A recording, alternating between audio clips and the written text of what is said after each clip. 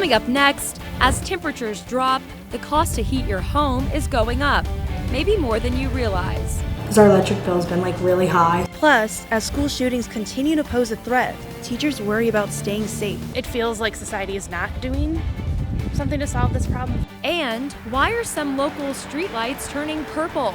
The Center County Report starts now.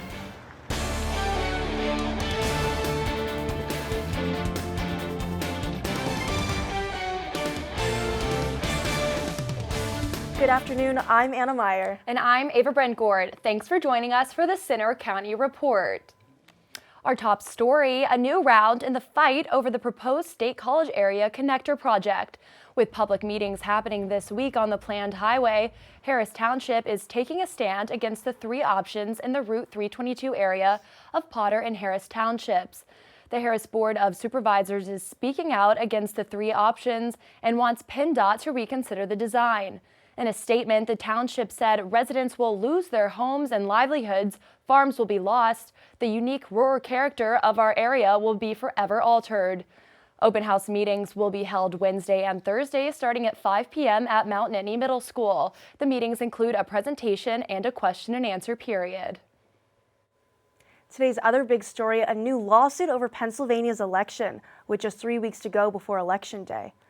The state and national Republican parties are suing to try to block some mail-in ballots from being counted, those lacking a voter's handwritten date on the outside envelope. The lawsuit went straight to the state Supreme Court, but the court does not have to take up the lawsuit. Nearly 1.2 million voters have applied for a mail-in ballot, with applications from Democrats outnumbering Republicans by almost 4-1. The governor's office has told counties they're expected to include ballots with undated or improperly dated envelopes in their official election returns. Attorney General Josh Shapiro is on the campaign trail in the governor's race, and he made a stop on Penn State's University Park campus last night.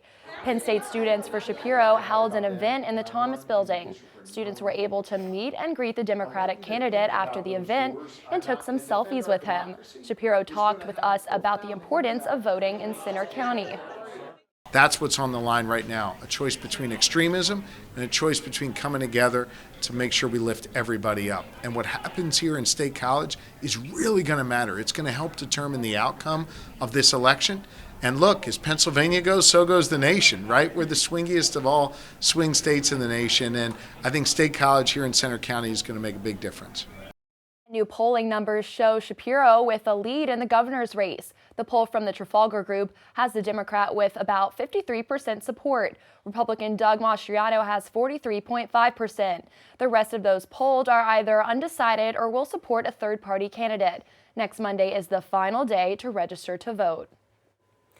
One of the big issues in this election is inflation, and one area that's expected to hit people hard is heating prices this winter. Katie Braun has more.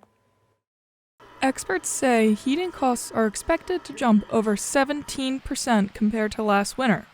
That's according to the National Energy Assistance Directors Association. Homes using natural gas may be hit the hardest, with bills expected to rise 34% or $243. Seth Blumsack is a professor of energy policy and economics and international affairs. He says the Ukraine war is one reason for the drastic rise. Even though that conflict is almost half a world away, we still feel the effects of that conflict in terms of higher oil prices and heating prices back at home. State College residents Abby Williams and Chelsea Adair are both worried about how their heating bill will affect their budgets. Because our electric bill's been really high, so on top of having the heat bill on top of that, it's just going to be a lot. Blumsack says one of the easiest and best ways to save money is energy conservation, including turning the heat down. You could turn it down to 70 or even 68, right, and wear nice warm sweaters like the one I'm wearing now. Meanwhile, households with electric heat may see a 7% increase in their bills. Todd Myers from First Energy and West Penn Power also says turning down the thermostat can help bring down your bill. And for every degree that you can lower the temperature in the wintertime, turning it down, backing it off, you can save about 3% on your bill. Other tips include changing furnace filters regularly, only keeping the curtains open during the day to get direct sunlight, and ensuring you have proper insulation in your home. In State College, I'm Katie Braun for the Center County Report. People living here in the Northeast are expected to feel the brunt of the rising heating costs. An event featuring 2 controversial speakers is coming to Penn State next week. Student organization Uncensored America will host Proud Boys founder Gavin McInnes and Alex Stein, whose podcast was banned from YouTube.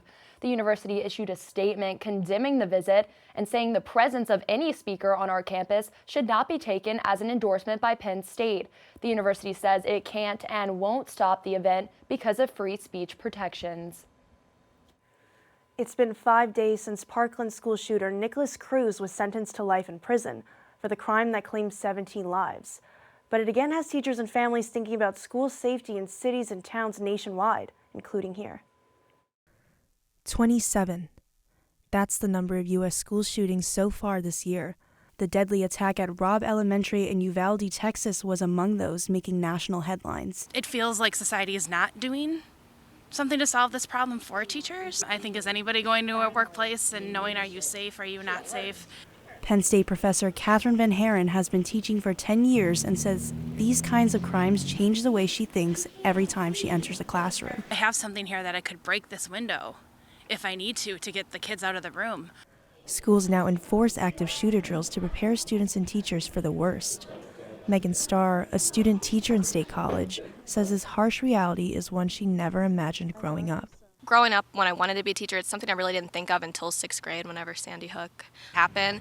My role is always to protect the kids first. Students everywhere in the U.S. are potentially affected by the threat of violence. The latest happened just days ago in Virginia. 8 people were shot just minutes away from James Madison University early Sunday. Darian Dobbs is a student at JMU and says it's unsettling to know how close he was to the incident. Yeah, it was really scary how close it was to campus. And had I not been visiting Penn State this weekend, I could have been one of those injured students. A new, scary reality for students and families nationwide.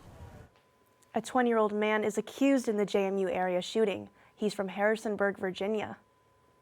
Have you been noticing street lights turning purple around State College? Reporter Samantha Saucier tried to find out why. It's a bit of a mystery that's happening nationwide and here in Center County. Purple streetlights, like this one in State College on Curtin Road. Lights are turning purple in other states too, including Nebraska, Kentucky, Iowa, and Kansas. As you can see here, these lights are a different color than the rest of them, giving off a purple hue into the street. That's right. Mystery solved. The LED lights are simply from a bad batch distributed nationwide. Borough traffic signal and street lighting technician Brian Thal says there have been delays getting replacement lights in. They'll be replaced and they'll all be gone by Wednesday of next week. Although the borough is planning to replace all the lights, many residents like Vincent Krall say they're not bothered by the purple glow. I've walked by this intersection like tens of, honestly hundreds of times. I've never noticed it before, but after pointing it out, it is surprisingly noticeable. It lights up a lot of the intersection. So if you see the purple ones, chances are they won't be around for long. In State College, I'm Samantha Saucier for the Center County Report. The borough will start replacing the bad batch of lights tomorrow. A key vote on the proposed casino at State College's Nittany Mall has been delayed for at least another month. The State Gaming Control Board indicated it needs more time to review documents. The earliest the hearing could happen next is November 16th. The casino would have more than 700 slot machines, 30 game tables, and sports betting. Chilly weather is here, but will it warm up later this week? We check the forecast coming up. Plus, we take you to a popular event celebrating fall. Also coming up, Penn State's homecoming and whiteout weekend are sending hotel prices through the roof. We take a look at the challenges of trying to find a place to stay during big weekends in State College.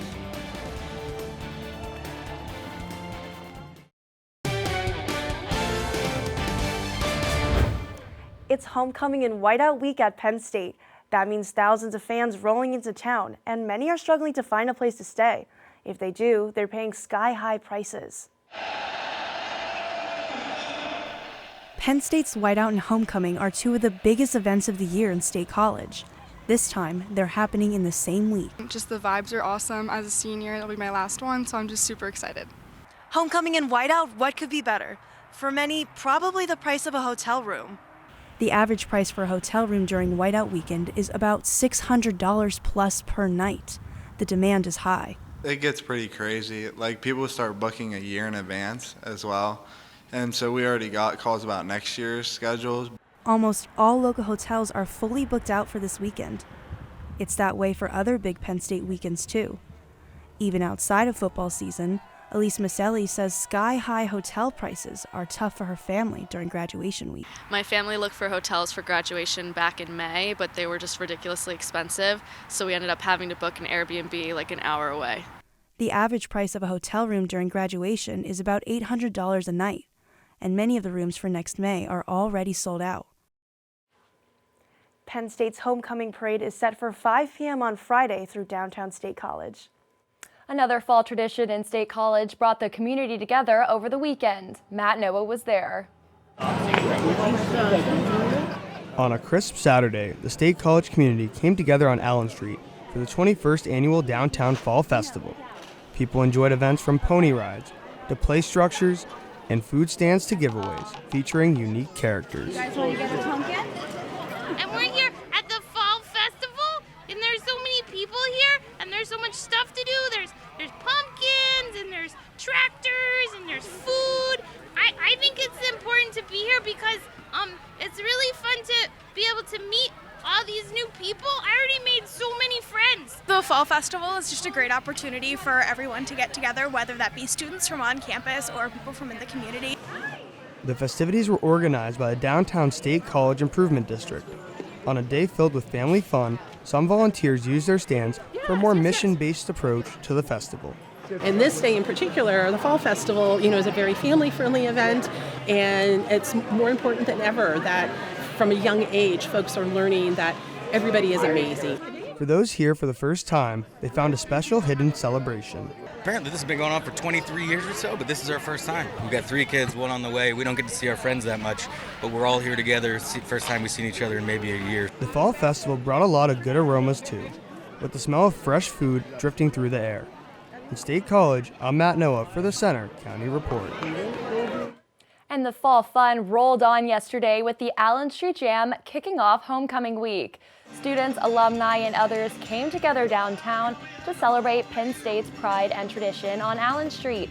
The annual block party featured all sorts of fun activities like food, games, live music, and performances by student clubs. A dance competition with some of our Penn State student dance orgs, and they're awesome. And then we've just got free food, games, sand art, sign making, really cool stuff going on.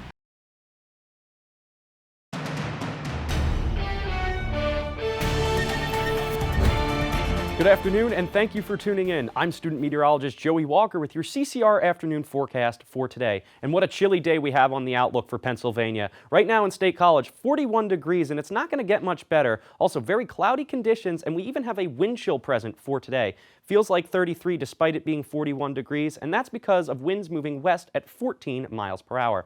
Now, temperatures aren't going to increase much from the 41 degree mark today, and we're only going to get to about 46, which is quite significant for this time of year, as that is 1 degree off of our normal low. Now, that's going to be our high for today, 46, so very chilly across the Commonwealth for Pennsylvania today. Speaking of those temperatures for the rest of us, Clearfield at 41, Altoona at 45, Harrisburg a little bit warmer as we get over to the eastern side of the coast, Philadelphia at 52, and Allentown at 49. Now, radar and satellite showing a little bit of clouds building up as the moment, but we are seeing a couple of scattered showers begin to fire up on the western portion of the map here. And that's all due to a low pressure system that's currently sitting over the Lake Erie area as well as the border of Canada. Now, that's a low pressure system that's currently funneling in a lot of cold Canadian air, which is bringing us all of these clouds today, as well as those cooler temperatures, as well as a bit of moisture off of the lake, which is actually currently causing a lake effect right now for Erie, but we are going to be experiencing most of that come tomorrow. But when exactly? Well, we can show you right now with the Futurecast. We could actually wake up tomorrow morning here in State College to some snow showers and even maybe a little bit of a wintry mix throughout the day Wednesday, and even another snow shower chance around 2 o'clock on Wednesday. But rain is going to be more expected for the eastern portion of the map. PSU versus Minnesota. It is whiteout here in State College, and that means it is going to be a big weekend here. Tailgates are looking perfect. We have a high of 68 degrees, very mild going into this weekend. Kickoff 60 degrees, still mild and remaining clear, but by the fourth quarter we'll start to cool down but also remain clear for the game. So very beautiful forecast for football. So for today, 46 degrees, mostly cloudy and windy. Are definitely going to want to pack that extra jacket or windbreaker because gusts are over at 20 miles per hour. For tonight, 37 degrees and chilly as well. The winds will be sticking around though for 5 to 10 miles per hour. Tomorrow, not much better, 45 degrees, showers and possibly a few flakes as well. 7-day forecast. Tuesday and Wednesday, much colder, but we'll clear out by Friday and Thursday. And as we go into Saturday for the weekend, we're going to have a great football forecast coming up for us. Well, that sounds awesome. Thank goodness it's warming up because I was not ready for that cold weather. I'm super excited. So while we plan our fun and warm weekend, here's AJ Rovner with sports. Coming up next in sports, Penn State football tries to regroup after a beatdown against Michigan. And Penn State hockey continues its strong start. We'll check out highlights next.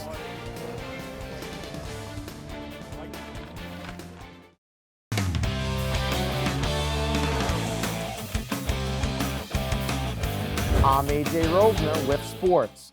Penn State football must now try to get back on track for a whiteout game against Minnesota this week. That is after the Nittany Lions got blown out by Michigan over the weekend. Reporter Luke Brown has the story.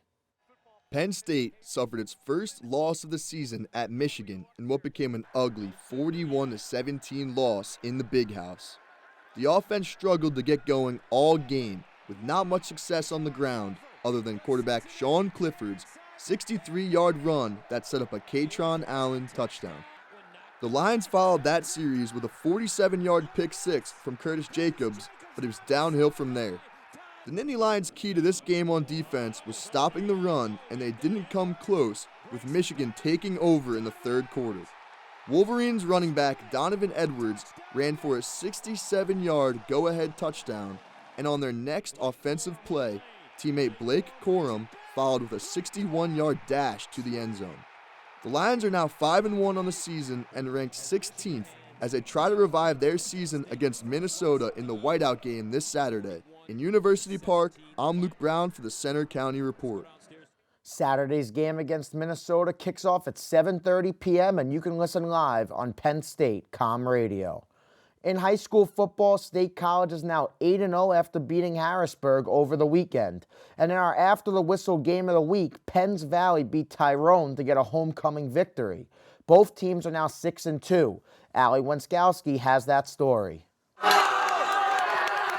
Entering the fourth quarter, Penn's Valley was looking at a homecoming loss.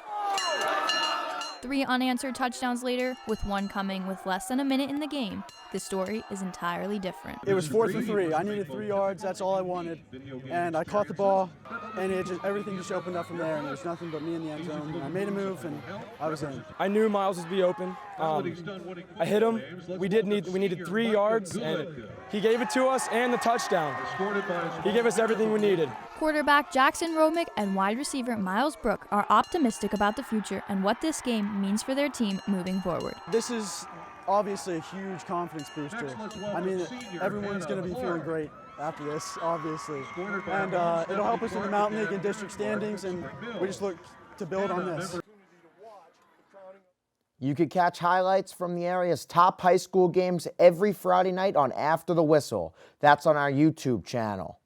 To the ice now, the Penn State men's hockey team is looking to stay undefeated this week as they host St. Thomas for a Thursday-Friday series. They're coming off a home-and-home sweep against Mercyhurst. They hit the road for the first time Friday and beat the Lakers 4-1 in Erie. Forward Kevin Wall extended his goal streak to 4 games, and senior captain Paul DeNaples scored his 8th career goal to help seal the win. Penn State women's soccer finishes its season with 2 road games this week. The Nittany Lions took on Michigan in their final home game on Sunday. Penn State got on the board 6 minutes into the game with Allie Schlegel's 7th goal of the season.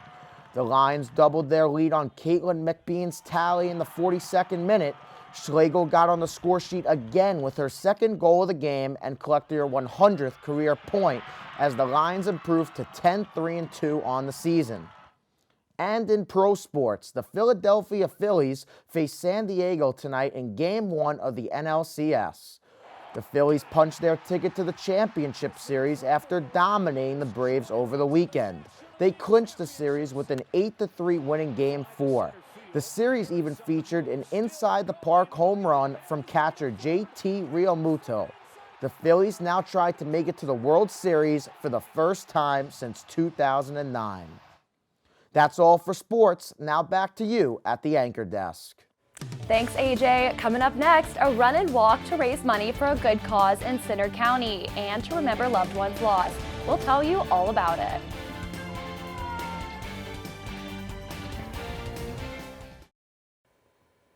An event to raise money for the American Heart Association has topped its goal. Dozens of racers came together Saturday at Medler Field for the Central PA Heart Walk. Those taking part paid tribute to the loved ones lost to heart diseases. The race featured a mile run and a 5K around part of Penn State's campus. The Heart Association has raised up to $90,000 from the event, shattering its goal of $84,000. That's all for today's newscast. We hope you'll join us Friday for our next local news update. But you can follow us anytime for breaking news and watch our stories on Center County Report social media. You'll find us on Twitter, Facebook, Instagram, YouTube, and our website. Have a good afternoon.